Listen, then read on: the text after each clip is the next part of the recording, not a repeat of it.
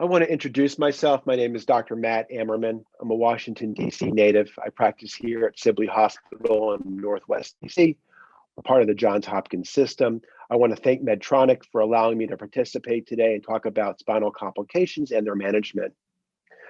Without further ado, we'll look at this one slide and then we'll begin.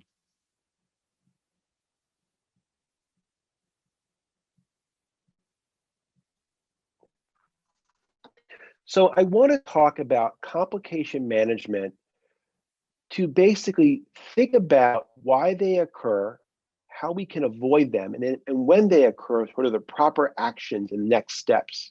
You will have had similar talks about this, but I try to break it down differently than you've probably seen in the past. When a complication occurs, we often overreact, we blame somebody else, and we don't look inward on why it may have occurred. Complications are normal. They are expected in the field of spinal surgery. They by no means imply incompetence or laziness, but we want to minimize them. And if they're going to occur, we want to mitigate the effects as much as possible to maintain a healthy patient going forward. And rather than get agitated and blame, I think we need to be pensive and look inward and really think about why they occurred in the first place. So I've broken complications down into both active and passive. And I'm using these words a little bit loose, and I apologize for that. But we have acts of commission, which are more common complications, and they include things like wrong level surgery or direct anatomic injury. And then we have passive complications or acts of omission, and these can easily go unrecognized. A patient can have a complication that's never realized by the physician or even the patient. And it would also include things like making the wrong diagnosis. So I want to jump right into what types of complications we'll discuss today. We're talking about preoperative, talking about intraoperative, and I think what we all consider complications are postoperative complications. But I think preoperative, we don't think about that much. And I want to sort of give you a different perspective on what that means and how to manage them. So preoperative complications. I think the two things that I think about is, did I make the correct diagnosis? And did I order the right images or radiologic testing? So if somebody comes in with back pain, probably get a lumbar MRI scan. If somebody comes in with neck pain, probably doesn't make sense to get a lumbar MRI scan. But there are patients that present with a diagnosis and the improper images, and we have to weed through that to figure out, does new things need to be ordered? Does their clinical examination and complaints correlate with their findings? And if they don't, how can we sort of fix that? So our first case is a case that I was involved in. This is a 65-year-old male dentist with clumsiness in his hands and right foot drop, recently retired, looking to travel with his wife, and presents with a cervical and lumbar MRI scan.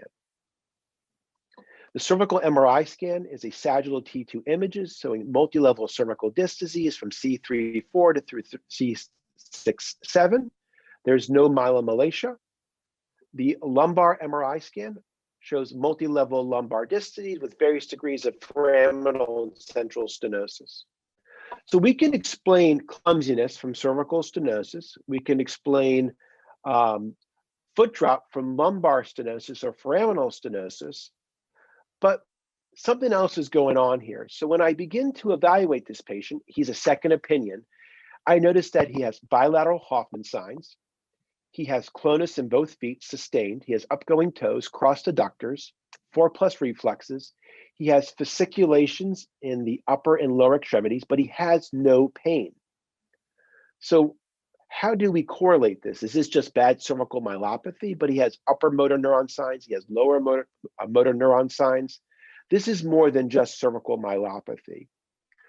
So I sent the patient off for electrical testing, and a combination of my clinical examination and that test demonstrated, unfortunately, the patient had ALS. I think this reflects the fact that as we do a further examination and we realize that the examination shows more than the imaging does, we have to do additional tests to either confirm or correlate the diagnosis that we're making. It should be noted too, he had atrophy of muscles in his hands as well as in his feet. And I think a laminectomy here would have been inappropriate. Unfortunately, the patient passed away 6 months after the diagnosis, as expected from ALS. Our second case. This is a 35-year-old male with bilateral progressive lower extremity weakness, told that he needed to have, quote, low back surgery, says he can no longer walk and has bowel and bladder as well as sexual dysfunction. He was an athlete growing up, avid golfer and basketball player, can no longer do either one of those, and is progressively getting worse quite quickly. So this was the lumbar MRI scan that was obtained. It did show some mild lumbar stenosis at L4-5 and disc disease. He could not articulate what surgery was recommended, but it said involved screws and rods. So I went ahead and did an extensive clinical examination on this patient and found that he had clonus in both feet, upgoing toes, crossed adductors, significantly decreased sensation in the perianal region. And the cervical examination was totally unremarkable. He had full strength, no Hoffman sign, no neck pain, no arm pain. So really localizing to the thoracic or lumbar spine, and given the overt myelopathy and nothing seeing on the MRI scan, I wanted to get additional testing.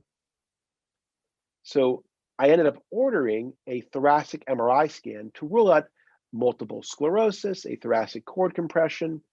And what did I find was a thoracic AVM. So on the sagittal T2 images, you can see edema within the spinal cord. You can see the multiple enlarged veins. And this patient had a type 4 dural AVM, went to surgery. Surgery was successful. Post-op imaging looked great. And he basically is post-operatively normal back to all activities. And I think this calls into account that clinical examination is still very important. And when we can't explain symptoms based upon an exam, additional testing must be done. All right, let's jump into intraoperative complications. So these are, I think, what we think about more than anything else is complications that we cause in a surgery. It can be an anatomic injury, like damaging a nerve root, spinal fluid leak. There can be a blood vessel abnormality we're not aware of. Instrumentation can be placed inappropriately. It can be too medial or too inferiorly. A cage can be placed where you don't want it. You can lose a cage in the belly. Wrong level surgery. Patients who have thoracic spine surgery, sometimes we can miss exactly the proper level. So we got to think about that. And then positioning the patient. Do we do neuromonitoring to make sure there's no peripheral nerve injury? Does a woman have large breasts that need to be positioned appropriately? Do they have a shoulder injury that requires positioning? Is there a pre-existing neck problem that requires positioning? So we want to think about different ways to avoid intraoperative complications. So the first case, this is a 75-year-old male with cervical myelopathy and progressive symptoms. He had prior surgery, went well at ACDF at C5-6 and C6-7. I was consulted, unfortunately, in this case after the fact. This patient presents for surgery and comes in with the following imaging. This is a cervical MRI scan with an axial cut just above the C3-4 disc space. We can see that there is myelomalacia in the cervical spine. There is multi-level cervical stenosis, and there's a prior surgery below. What was failed to be recognized in this specific case was a really small right vertebral artery and an anatomic variant where the left vertebral artery is actually within the vertebral body and medial. Making things even worse is that because of a prior right-sided approach, the physician of record took a left-sided approach, more likely bringing that artery into play. The discectomy at both levels was uncomplicated. Cages were placed without difficulty, but upon placing the plate, the lateral screw at C3-4 was too lateral and immediate arterial bleeding was found. The screws were placed, it was tamponaded through patties and gel foam, and appropriately the patient went down for an angiogram once he was deemed hemodynamically stable. This is a cerebral angiogram. We can see the plate with the digital subtraction images, sort of very faintly, but the lateral screw here has either occluded or partially occluded the left vertebral artery.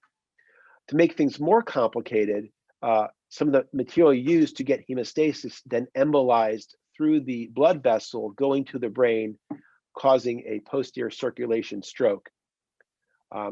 This is a MRA done post-operatively, and you can see that there's been a cutoff or less contrast in the left vertebral artery.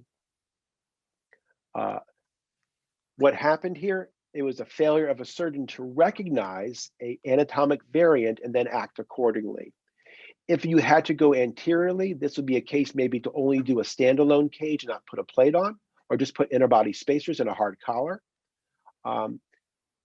I would have recognized this and come posteriorly with lateral mass screws and a laminectomy.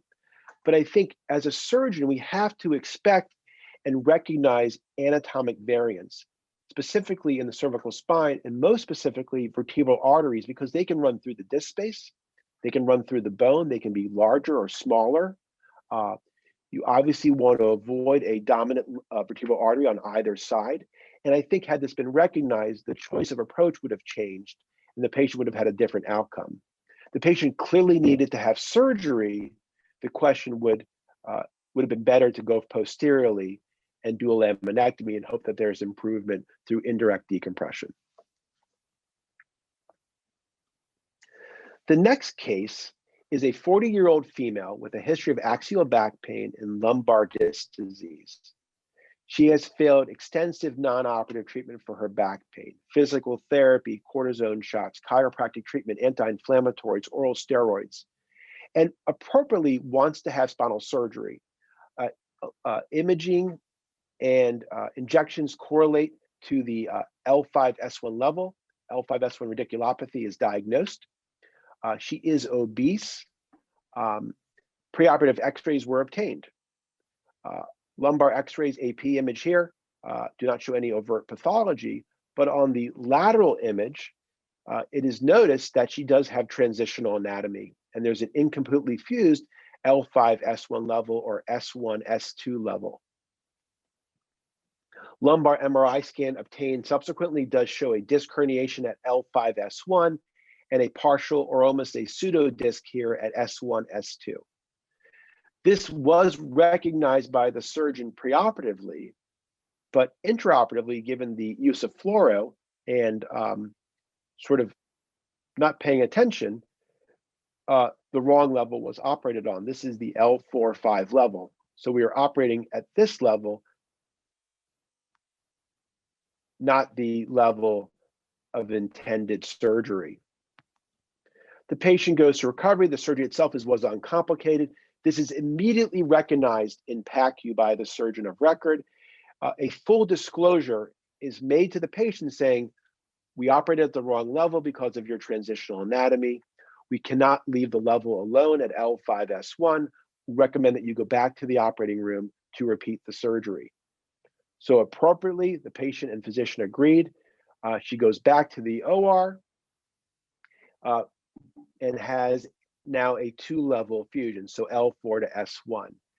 I commend the physician for full transparency. There was no secrets. The patient actually was incredibly appreciative about the honesty. And in this case, no legal action was taken against the physician for this complication. While I think that is rare, I think being open and honest with your patients when complications occur can only help the situation. Being secretive or not explaining things entirely will only get you in trouble. The moral to the story is think about transitional anatomy. If you're not sure, have radiology review your images intraoperatively before hardware is placed and disc is removed. The last case for intraoperative complications is a 70-year-old female with chin-on-chest deformity, severe neck pain, poor quality of life, inability to ambulate, I mean, really going downhill. And I think we would all agree this patient needs to have surgery. This is a representative image of what the deformity looked like. And again, these are representative x-rays of how bad the deformity was. Everyone agreed the patient needed surgery. A plan was for pedicle subtractant osteotomies of the cervical spine with correction of her curvature. The case itself, patient prolonged face down, 6-hour case, about 2 liters of blood loss, long operation. When the patient goes to recovery, has been transfused, had an A line, is now normotensive. There was no significant hypotension intraoperatively, but the patient, as they woke up, said, "I cannot see." The neurosurgeon saw the patient immediately, confirmed the patient was only having light perception in both eyes. And the question is, what happened? When a patient's positioned prone, significant blood loss, multiple liters, in this type of operation, this is a known complication.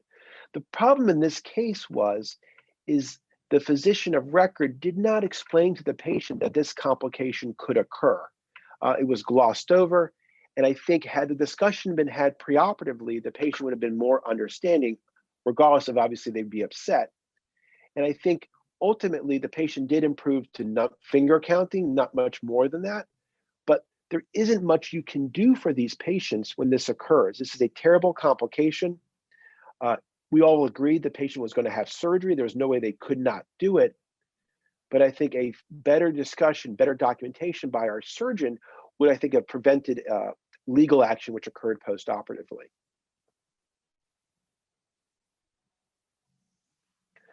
The last discussion we're going to talk about is sort of expected and unexpected post-operative complications. And expected post-operative complications can be things like, I took a tumor out, your foot's going to be weak post-operatively. That's just normal.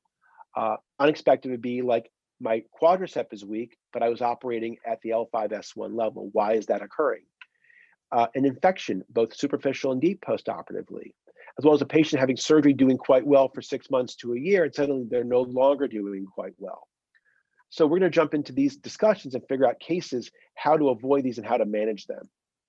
So our first case is a 49-year-old female with lumbar degenerative disc disease who has failed 5 months of non-operative treatment.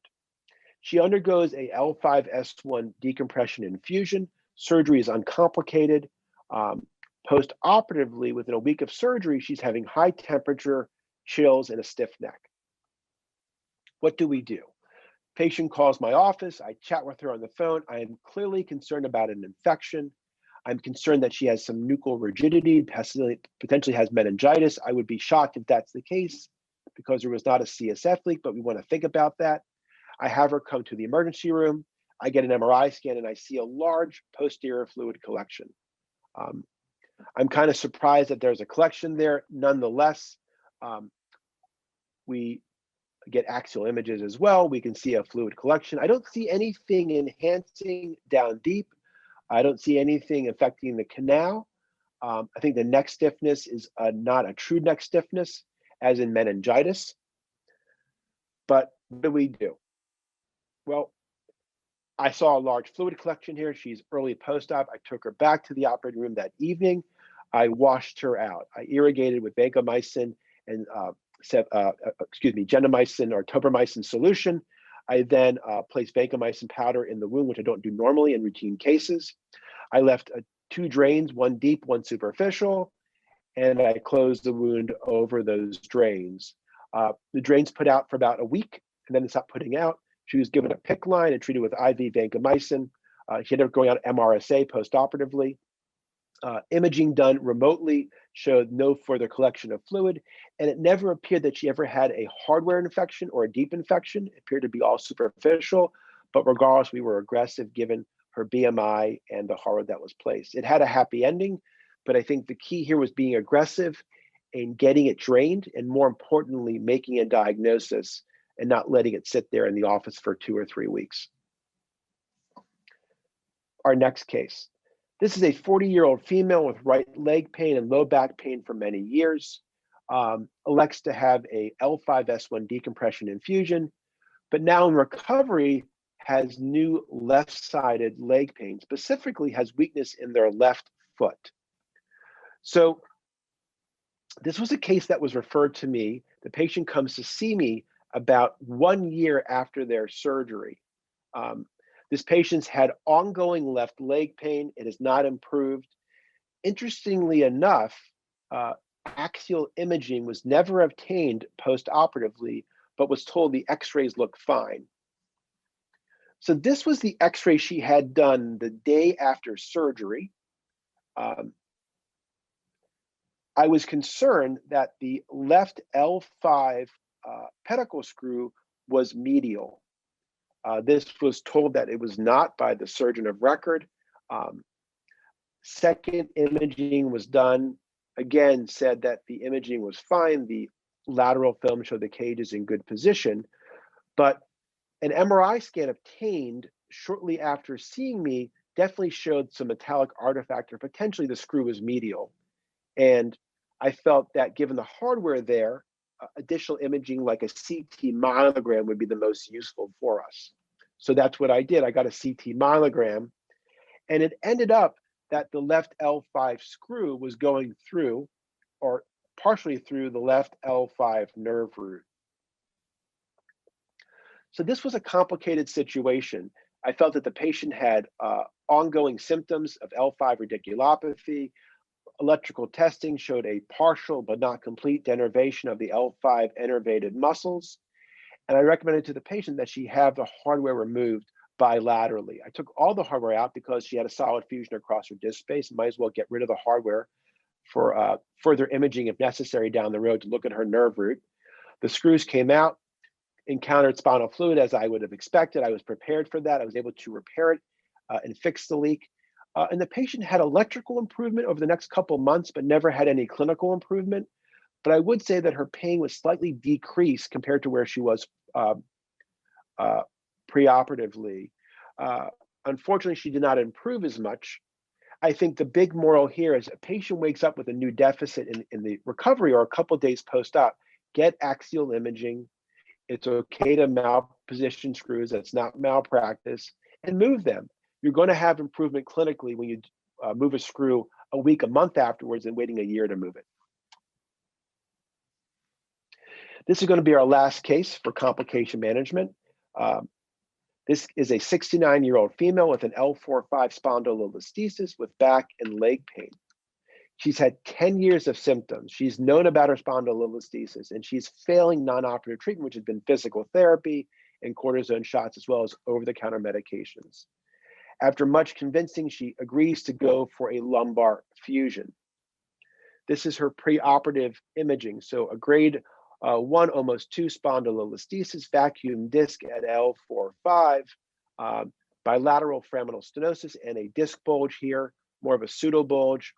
Has a uncomplicated surgery. It goes well. She is discharged. She has a solid fusion at 6 months, but returns about a little over a year after surgery with severe back and leg pain. And when I pushed her on it, she was having more symptoms around 9 to 10 months post-operative, but didn't want to bother me about it.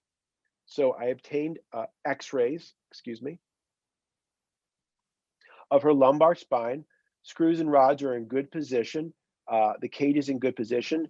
She has a fusion across her disc space, but what she developed, frankly, unexpectedly, was adjacent segment disease with now a spondylolisthesis above L4-5. So she was not eager to go back to the operating room. MRI scan did show bilateral foraminal stenosis from a pseudodisc bulge, but I did convince her to consider at least having some injections. And right now she's doing quite well. Overall, she's not eager to have more surgery. She's functioning as best as she can. I think the COVID pandemic slowed her down from getting additional treatment. What happened? I think what happened here was my failure to appreciate multi-level instability in an obese patient and stay on top of her. I probably should have imaged this patient more frequently and definitely should have kept closer tabs on her.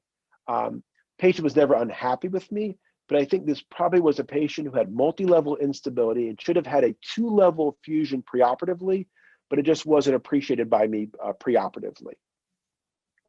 So those are my sort of take on preoperative complications, intraoperative complications, and postoperative complications. I want to thank everybody for listening to me drone on and go over these discussions. I'm happy for any questions or concerns. I'm always reachable and happy to discuss these cases at further length if anybody wants to. Wishing you all a healthy and happy 2021 and hoping that things only get better for all of us going forward. Thank you for your time and attention. And these are some slides that I want to just include for disclosures for the use of the hardware: CD Horizon, Capstone, and Arctic L 3D TI spinal system. Thank you.